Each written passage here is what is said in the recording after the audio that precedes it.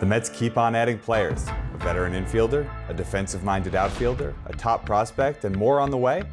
I'm Mets beat writer Anthony DiComo, and I'll have the details for you on the latest edition of Daily Bases. Team speed has been an issue for the Mets for the better part of a decade, and they moved to address it with the signing of Jonathan Villar, an 8-year veteran who stole 62 bags back in 2016. Villar won't start for the Mets, but he gives them insurance in the event of an injury at second base, shortstop, third base, or even the outfield. And yes, he can come off the bench as a pinch runner when needed. Villar ranks 8th among active major leaguers with 218 career stolen bases. How about some outfield help as well? The Mets also closed on a 1-year deal with Almora, an excellent defensive center fielder who is a former number 6 overall draft pick.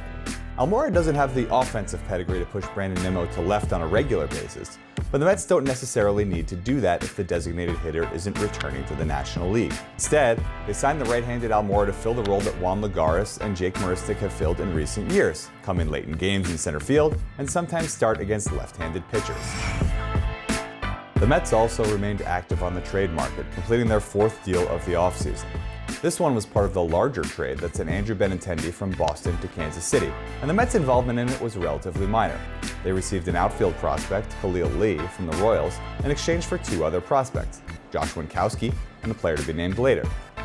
But it does fill an immediate need in the Mets farm system.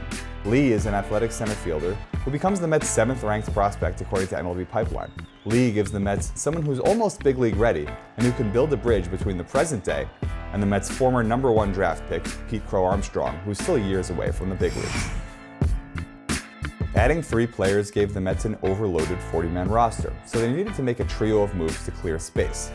They did so in designated pitcher Corey Oswalt, catcher Ali Sanchez, and reliever Brad Brock for assignment. Brock was a surprise DFA, given that he was under guaranteed contract for more than $2 million. The Mets' offseason bullpen additions of Trevor May and Aaron Luke made Brock, who struggled last year after returning from a COVID-19 diagnosis, expendable. He's now free to hook on with any other team, provided he clears waivers.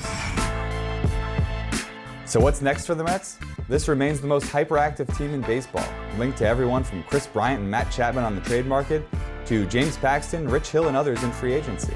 Spring training may be right around the corner, but the Mets are still pretty active, looking to fill needs across their roster, including that most pressing one, a little bit more starting pitching help, where Paxton, Jake Odorizzi, and Taijuan Walker highlight the best arms still available on the open market.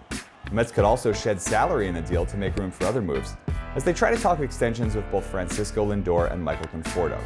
If nothing else, it won't be boring, so keep it tuned to MLB.com and MLB Network for all of your Mets news.